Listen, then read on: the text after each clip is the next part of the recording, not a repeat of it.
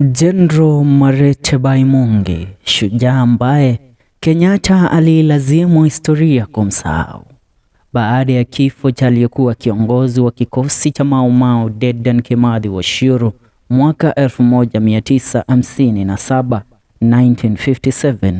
Aliyekuwa na uwezo wa kumrithi Kimathi ndipo kuendeleza vita dhidi ya ukoloni ni General Marete Baimunge, aliyekuwa mdogo wake Kimathi katika mamlaka ya vio katika jeshi la Maumau. Baimunge alijitwika jukumu la kuwa kiongozi wa Maumau baada ya kifo cha Kimathi.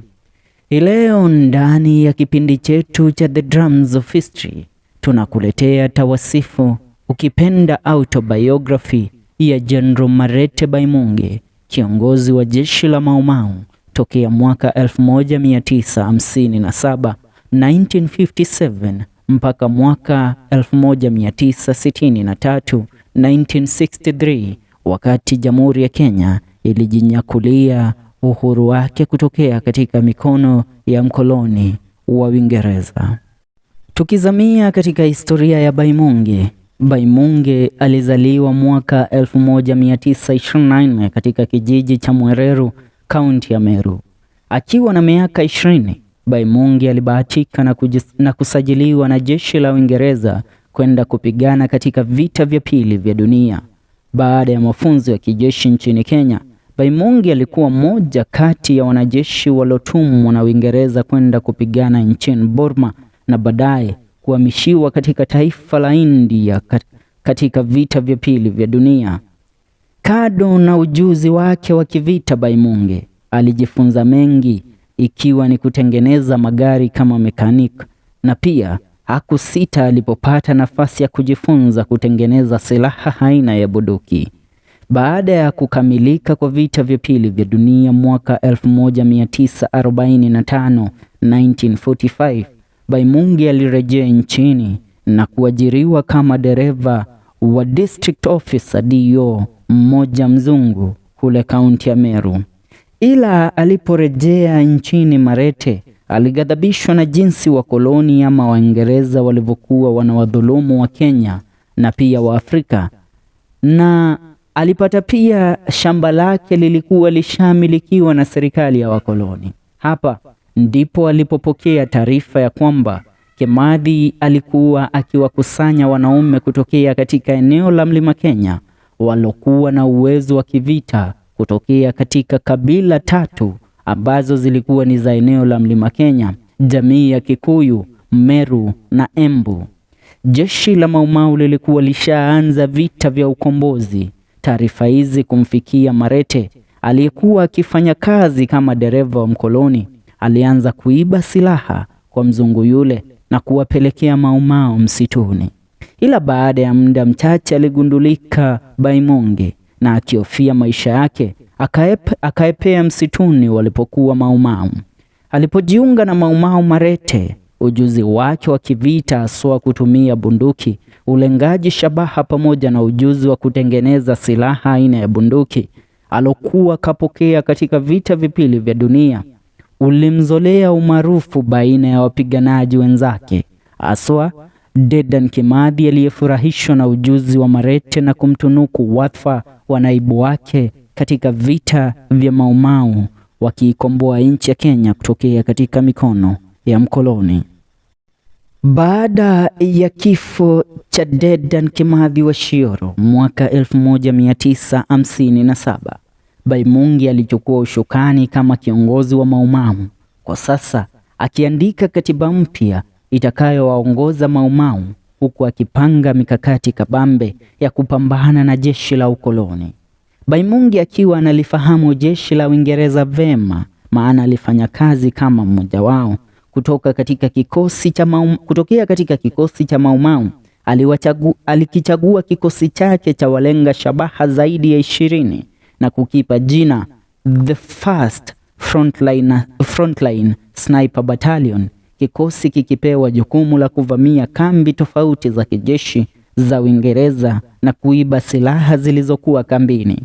Kulingana na taarifa kutokea kwa mmoja kati ya wanajeshi walioteuliwa na Baimunge kwa kikosi cha 1st Frontline Sniper Battalion walifanya kazi sana nyakati za usiku, wakati kambi za Uingereza zilikuwa zimetulia, maana wengi wao walikuwa wamelala. Mpango ambao ulikuwa na mafanikio makubwa, maana jeshi la Uingereza lilitambua makali ya Maumau wakati Baimunge akiongoza kitengo kile. Baimunge akiwaambia Maumau kifo cha mmoja wao Dedan Kimathi wa Shiro akingekuwa cha bure kabisa. Jeshi la ukoloni likatoa taarifa kwamba walimtaka Baimunge dead or alive, akiwa hai ama akiwa maiti, wakitoa zawadi nono hata kuliko walokuwa wametoa kwa yeyote aliyekuwa na uwezo wa kumkamata Dedan Kimathi. Ila wakati huu hawakuwa na bahati kabisa, maana Baimunge aliongoza Maumau akiwa mafichoni na aliingia vitani usiku tu na kikosi chake cha Frontline Sniper Battalion.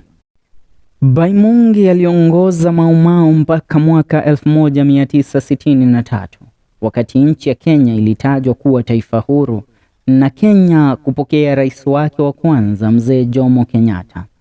Kenyatta akimuomba Baimunge kurejea nyumbani pamoja na kikosi chake cha Maumau kutoka msituni, maana mzungu walokuwa wakipigana ondoke nchini Kenya alikuwa amerejea kwao Uingereza. Baimunge na wanajeshi wake aliowaamini waliondoka msituni wakifuatana na naibu yake General Chui.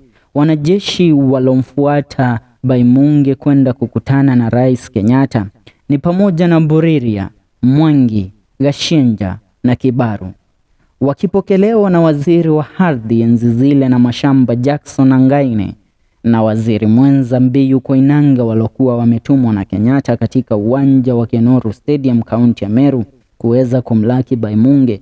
Baadaye, baada ya kupatana na mawaziri hawa, walipelekwa kupatana na Rais Kenyatta nyumbani kwake Gatundu mwezi Disemba tarehe 18 mwaka 1963, ambapo walilakiwa kama mashujaa kule Gatundu.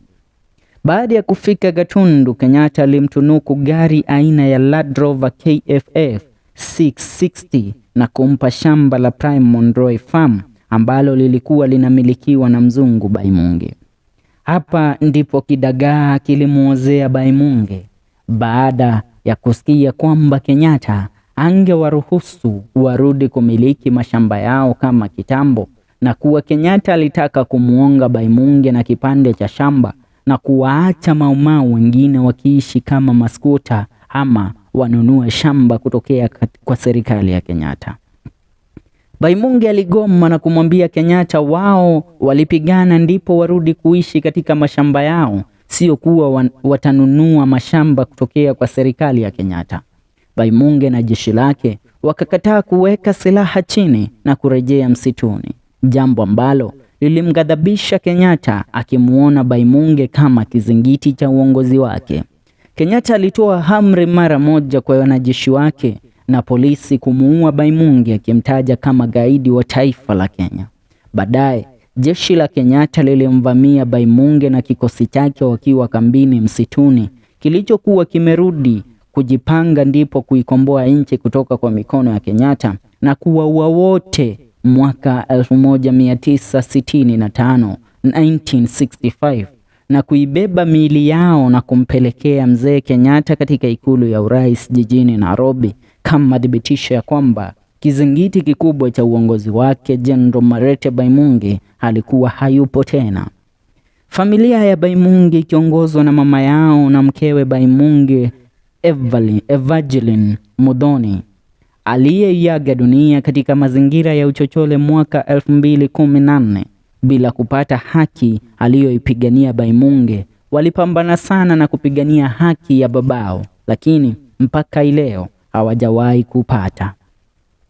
Jina la Baimunge lilitajwa kwa mara ya kwanza tena mwaka 1999, mwaka 1999, wakati Rais Uhuru Kenyatta wakati ule akihudumu kama waziri katika serikali ya Moi alipotembelea familia ya Baimunge na kuwaahidi wangepata shamba ambalo mzee Kenyatta alikuwa amemwahidi Baimunge, ila mpaka leo hawajawahi pokea shamba hili.